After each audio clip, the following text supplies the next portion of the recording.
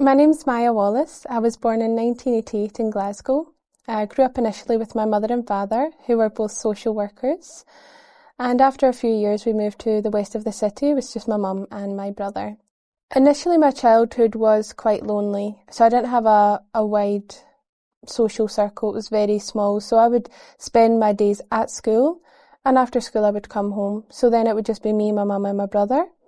And what I would do, we'd watch TV. That was a big feature in our childhood. We didn't do a lot of outdoor activities, in the sense of things that you would go and pay to do. What we would do would be making jewellery, playing with my dolls. I was very active in lots of sports, gymnastics, athletics.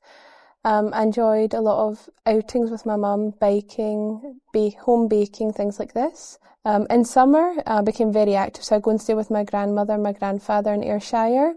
And it was activity after activity, which I loved. We would go swimming every single day. We would go into town, we would go shopping.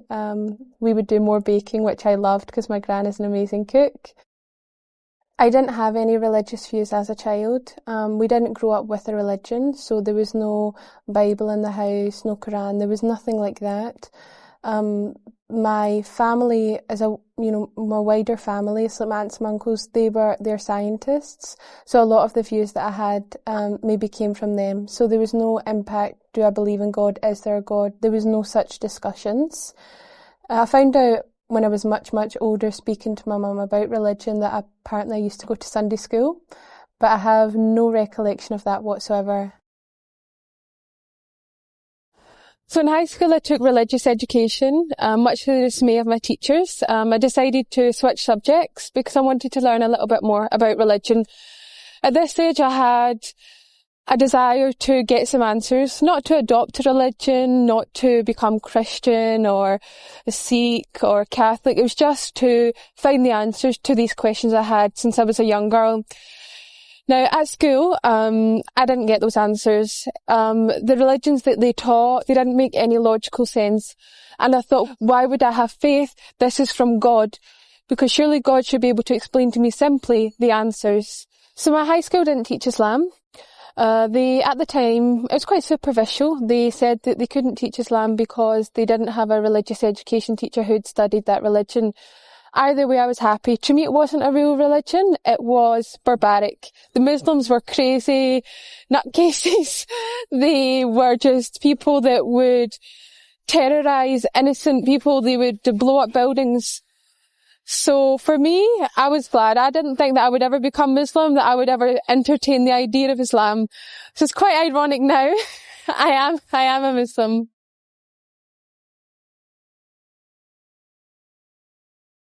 I had no interaction with people of other ethnicities, of other religions. There was perhaps 2 or 3 students in my school, but they were very westernised. They had adopted our culture.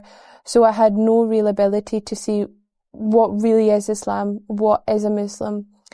So from there on in, I thought, well, I've learned about the real religions. They're a load of rubbish. I don't believe in them. So I just carried on. I just became a normal Scottish teenager. I done what you would expect of any sort of British teenager. I went out clubbing, I drank alcohol, just had a laugh.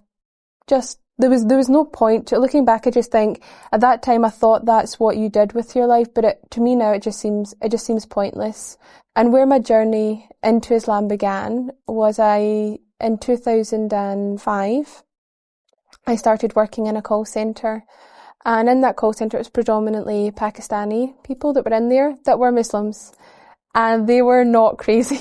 They were not anything that I had imagined, that the media had portrayed. And in actual fact, they became my best friends.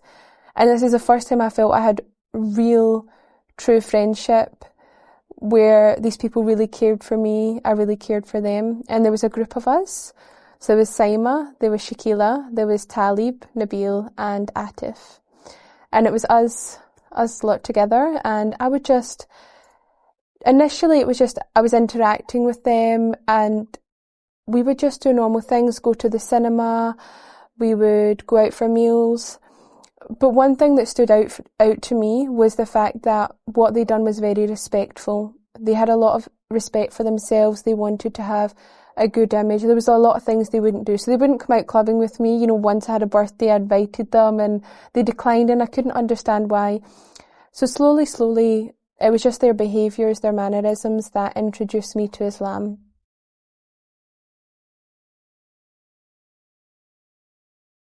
When I was working in the call centre with the other Muslims, one of the most profound moments for me was actually during Ramadan, and I remember the moment sort of very clearly. We were in the Avon's office in Baird Street, and my group of friends that I'd mentioned earlier, they were fasting and they were about to open their fast.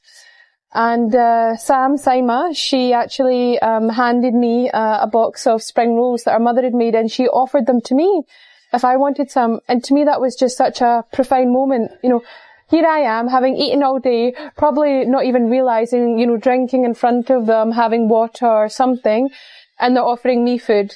They're breaking their fast with me. And that was a really profound moment for me. So something happened in that moment. I became curious. What are these Muslims doing? They're starving themselves and giving their food away to me. Like, who am I? Why are they doing this? And then I started having questions. You know, what is Islam? Why are they Muslim? You know, are these kind attributes that they have, their upbringing? Is it just these specific people? Is it part of Islam? What is it? And so I started to ask them questions. I started to inquire, be inquisitive. And something that really shook me is that they weren't proud. Well, I think this, or I feel this, or I know that. They said, this is what the Quran says, this is what the Sunnah says, this is what the Hadith says. They had proof for everything. And never at any point did they say to me, just believe, just have faith, we know this is the truth. They didn't tell me that, they gave me the answers, and when they didn't know the answers, they would go and find out, and they would be humble enough to admit, I don't know, I can't answer that, I can't tell you. So, here I was, standing Islam in the face, and it was the truth. I couldn't deny it was the truth. But I wasn't ready to accept being a Muslim. I never wanted to adopt a religion. I just wanted to know the answers, and I thought that would be enough.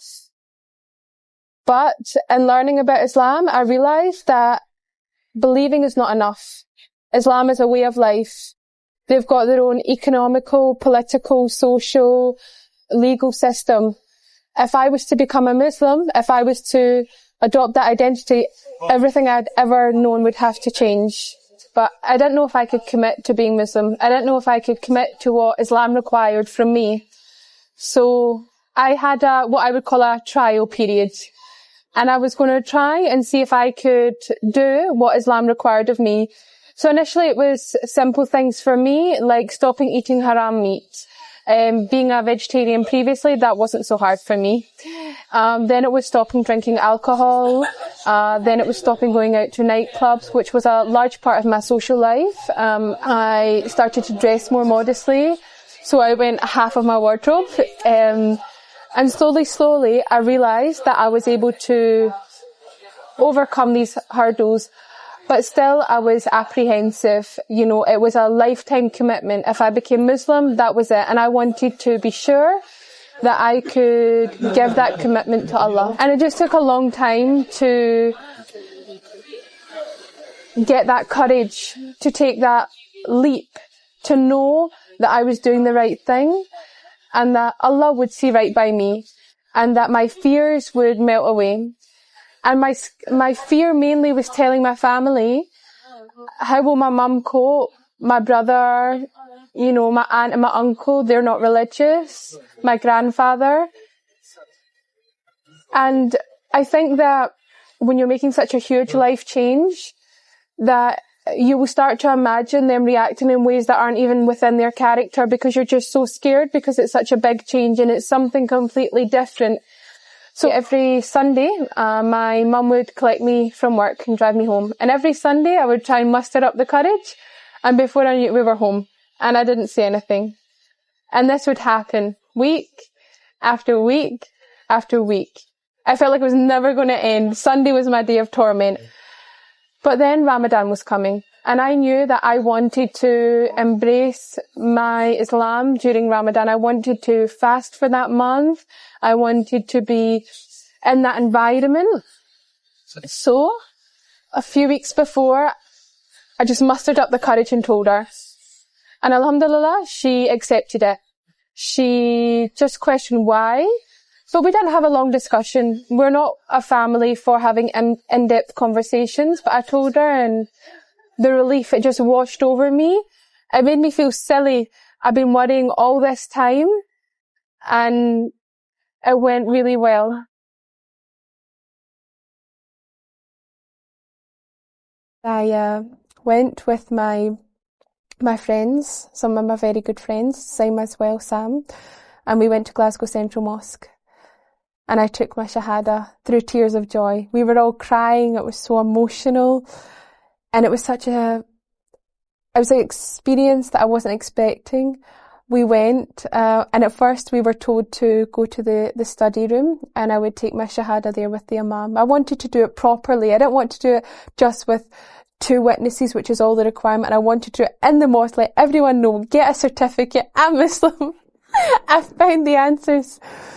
So we went, and the Imam sat me down. He started asking me strange questions. Why do you want to become Muslim? Is someone forcing you?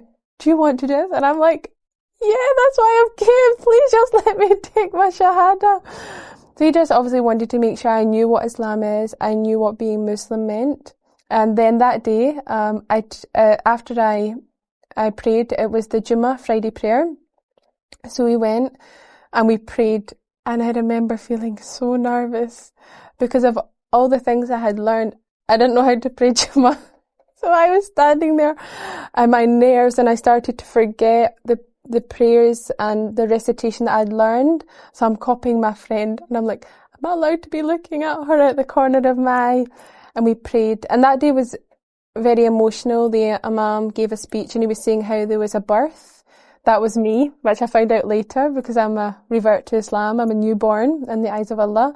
There was also a marriage and a death in that whole time that I was there. So in 2009, I finally reverted to Islam. I did change my name for 2 reasons. One, I wasn't too fond of my original name, but also I wanted something with a bit more meaning. So I chose the name Maya, as originally called Robin.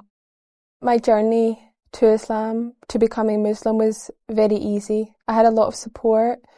I had a lot of friends around me. Even my own family my mother, my brother, they were very supportive of me. I remember when I went to take my Shahada, my mum was calling me just to make sure, good luck, hope everything goes okay. But where my struggles really began was when I started to go to an Islamic class and I met other sisters. And this is where I learned about the proper attire, that we should be covered. And for a long time, I thought, I don't want to cover. My hair is so beautiful. I don't want it to go away. But slowly, I started to educate myself. I started to learn a lot more about what hijab is, what is the purpose of it.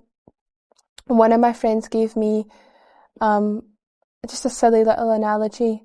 They said, I've got 2 sweets, one covered, one uncovered, and I dropped them on the floor. Which one would you eat? Which one would you take? I said, the one with the cover, of course. And they said, well, that's how we view our women in Islam.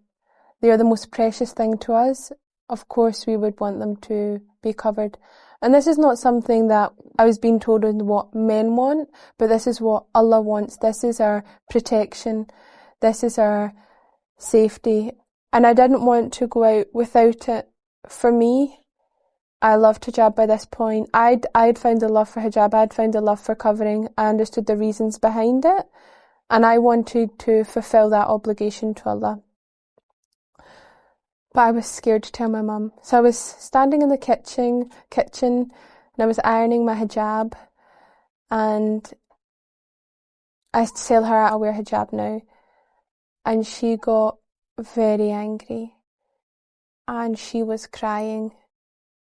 And it was so painful for me. And she's saying, this is oppression. And at this point, I'm not eloquent. I can't explain to her.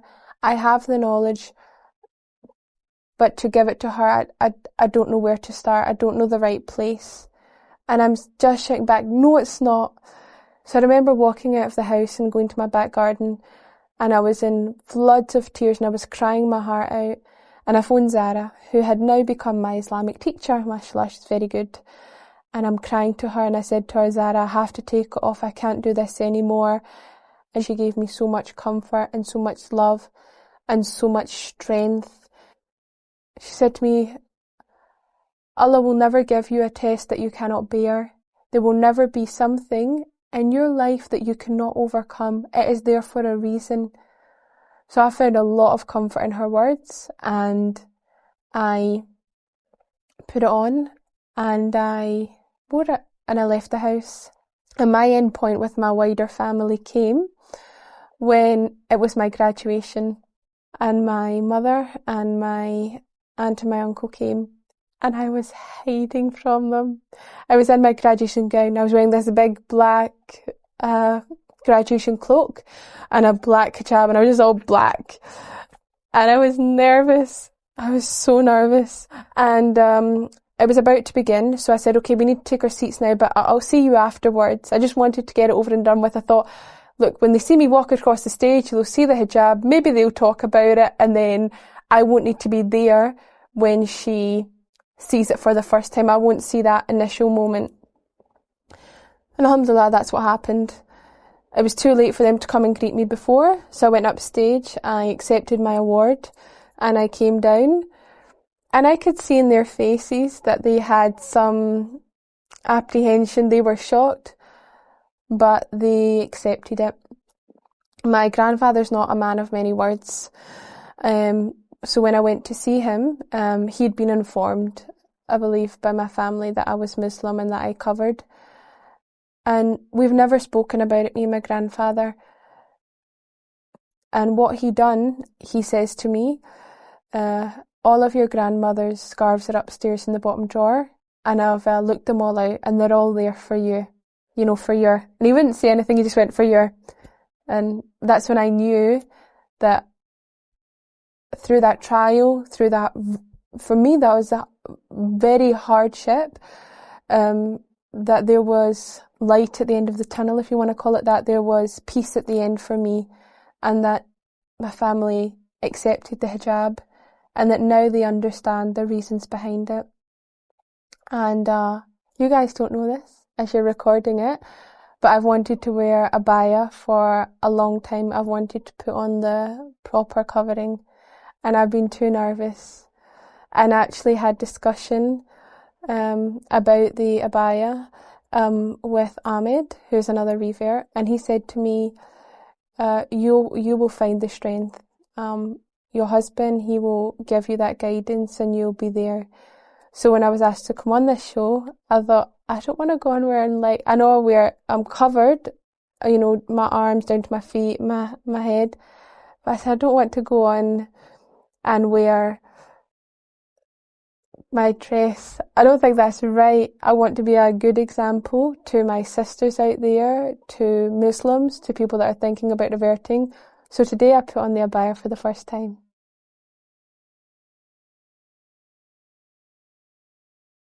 Before I became Muslim, I was a little bit apprehensive about reading the Quran. I knew it was revealed in Arabic, so I was a bit worried that, you know, little things, can I get it in English, which I could. The first one I got, it was just a literal translation. There was no context, there was no understanding. And for me, even though it was written in English, it was like Shakespeare, Alien, like, well, I don't know what this book is saying. But thankfully, some family friends, they gave me a Quran, and it was a Quran meant for children. I gave the background story, so what happened when it was revealed to the Prophet, peace be upon him. And that's what started my love even more for this Quran. So now whenever anyone asks me about Quran, I say to them, don't be scared about reading it. You know, I'll give them a copy of it that I think would be a good one to read, because although every single Quran has the same words in it, some are very good at explaining it. And For me, my favourite part of the Quran is in Surah Al-Baqarah. It's in this verse that Allah sets a challenge for the whole of mankind, that if you don't believe that this book is the word of God, then just produce one verse like it. The same style, the same transparency. But if you can match that, then you can disprove Islam. And that had such strong meaning for me, because I thought of all these people that say the Quran's not real, Allah doesn't exist, Muhammad made everything up. They'll have lengthy debates for hours and hours, but they won't do this one simple challenge. Write a verse. How long can it take them? But in 1400 years, not one person has been able to do this. And the second part of this surah that meant a lot more to me, is that Allah goes on to say that you will not be able to write a verse like it. And I just think to anyone out there that's doubting Islam, then take this challenge. Come forth and bring a verse.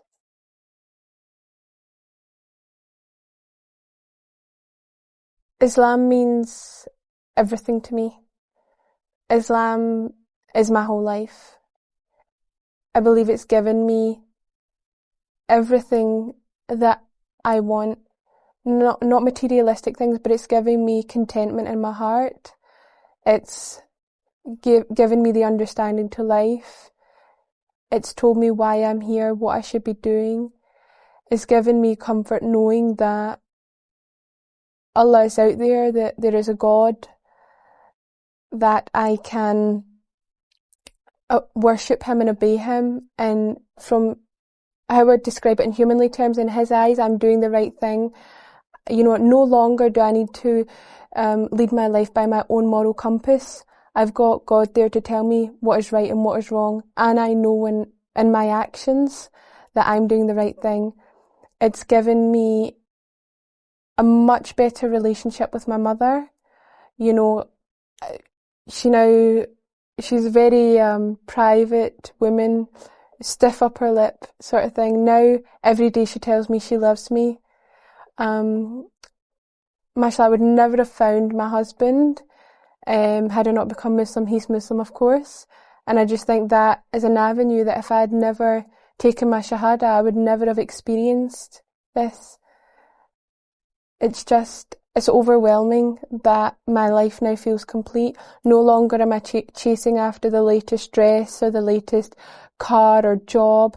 I have everything I need to keep me content right now at this age. I grew up in an environment where what I was told was that you're meant to go out, you're meant to travel the world, you're meant to experience many different things, date different people, to try and attain something, and when you've attained it, get more. Earn money, and when you've got money, earn more money. When you drink, learn to drink and then drink a bit more. Gluttonous, it was just, and to me it had no real value. It was like, I'm going to live, inshallah, 60, 70, 80 years, and I'll have achieved nothing. Now I understand my place in this world and what I'm here for, and that's to obey Allah and complete my duties as a Muslim, spread Islam, and be an example to the community and my sisters around me.